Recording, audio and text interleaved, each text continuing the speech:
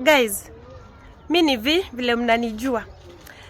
Nimepelekwa mara ya kwanza kwa mother-in-law. Nataka kuonyesha kwa kina Jose sasa. Na msimwambie amekaa hapo hivyo. Ajui. Msishout.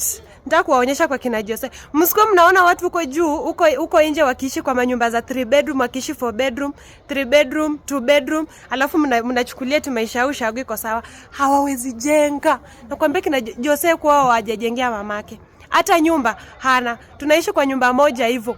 Mimi nalala na yeye sitting room, mamake bedroom. Acha niwaonyeshe kwao.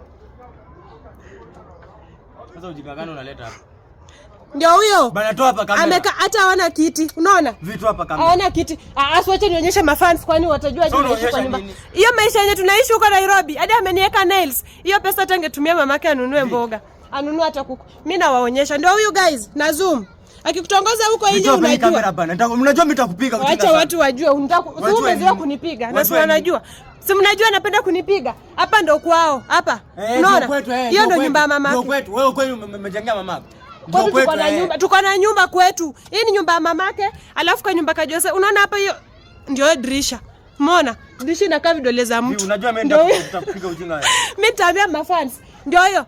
Na usijaribu kunipointia na nini kifagio. Hata kwetu tunanga kifagio kayo.